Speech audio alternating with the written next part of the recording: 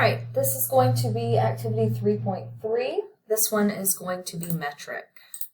So let's choose the standard millimeter IPT. All right, so this particular part, I tend to like to make the entire more of like a stock block and cut away. In previous exercises, we've done additive methods to create these parts, but this time I'm going to use a subtractive method. I'm going to choose my old trusty XY plane, and I'm going to choose a rectangle.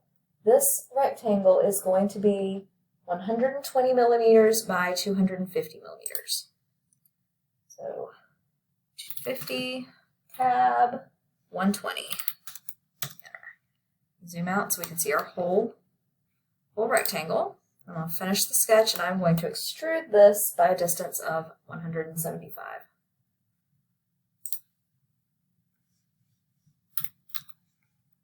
There we go. All right, so now that I have my stock block, I can start cutting things away. The first thing that I'm going to do is cut everything from this side. So I'm going to start a new sketch, and I'm going to choose the front face.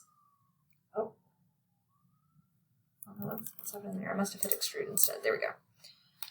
All right, so from here, I can add the little rectangular cut here, the circular cut here, and then the diagonal cut here.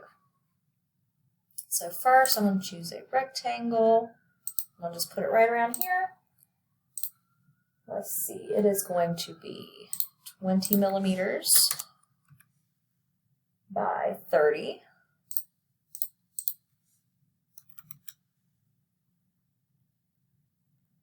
And it's 35 from the bottom.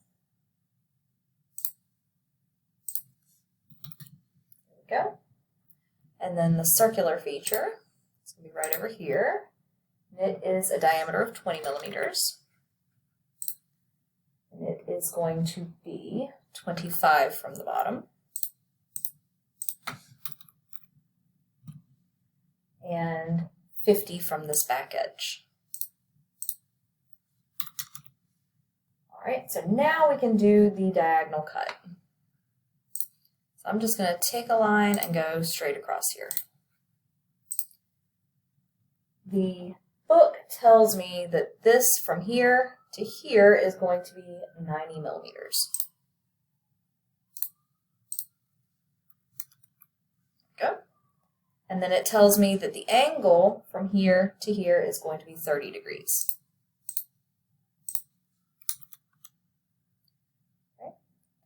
That looks good. All of my edges are yellow, which means they have been projected and I can use them. So I'm going to finish sketch, extrude, make sure I'm chosen cut through all. I'll choose my rectangle, my circle, and I'll choose, no, it took away everything. All right, so I want this guy, the circle. There we go. That's better. Just remember, if you ever choose the wrong thing and need to reselect, just hit the X here and reselect. All right, so in there through all, say OK. All right, so we're halfway there. So now I'm going to, do the other cut that comes across this way. We'll start a new sketch on the top face. I'm going to rotate it around just because I like it that way.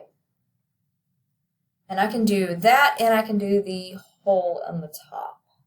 So it looks like this is also a 20 diameter circle. Hopefully I did not constrain those together. It's going to be 25 from this side. And it's going to be 40 from the back edge. There we go. Right, so that one looks good. And now I'm going to take a line.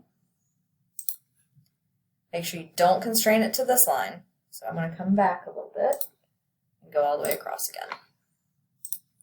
So the book tells me that from this edge to this point here is going to be 75. And it tells me that this once again is going to be a 30-degree angle. go. So those are the only two things that we need to cut here. So we'll finish, extrude, cut, choose, oh, it didn't give me the cut, there we go. Make sure it's through all, and the circle as well. Okay, we're getting there. Now we just gotta take this little chunk out the middle here. But for that, I am actually going to choose the back plane. Right, so I'm going to just choose a rectangle. I'll put it right in here. It tells me that this rectangle is 75 millimeters by 25 millimeters. And it is 50 millimeters from the edge. All right, so now we are fully constrained. I want to do an extrude, cut, through all. All right, so let's look. I think that looks good. That's our part. So now we just need to save it and make our drawing. This is 3.3.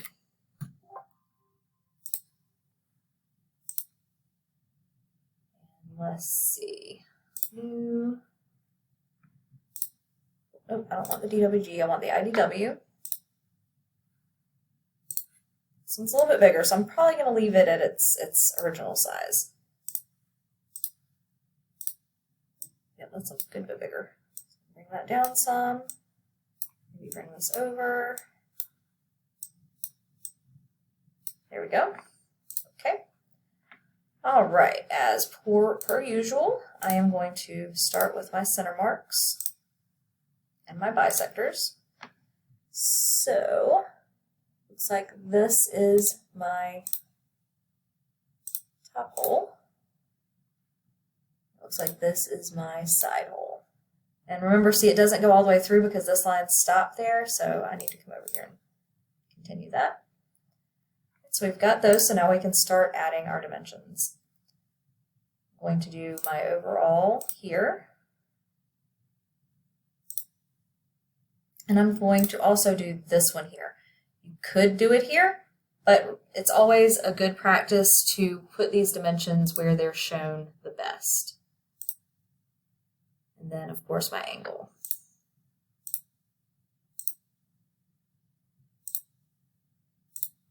Okay. And then I also probably need to locate this. So let's see. 40.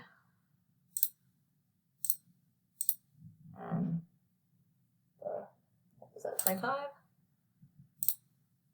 And the diameter. Oh. Why won't it give me the diameter?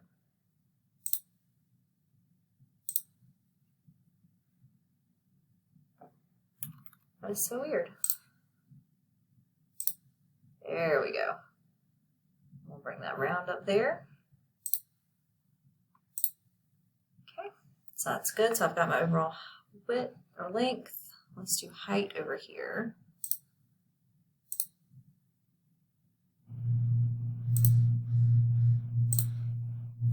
And width up here. I'm doing this one up a little higher so that I can add the dimensions here as well.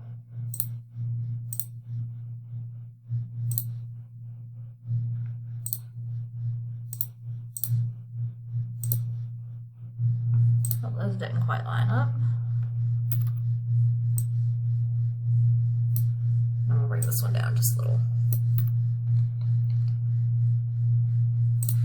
And now I just need this one. Alright, so now I can come to this guy. He's got a lot going on. So from here to here, that's our 90. That didn't give me what I wanted. I want this and this to give, wow, it's not giving me the angle. There, okay. Maybe I need to zoom in a little bit. There we go, that's what we wanted.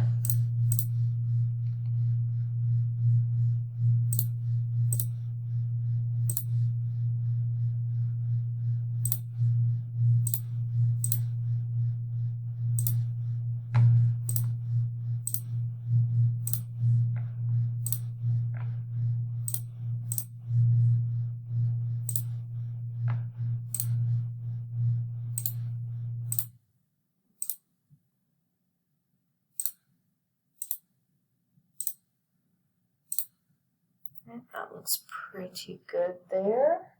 If there's anything I may have neglected, I think that's everything.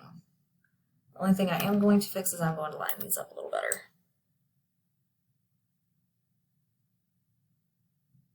There we go. And there is your drawing for the angle slider.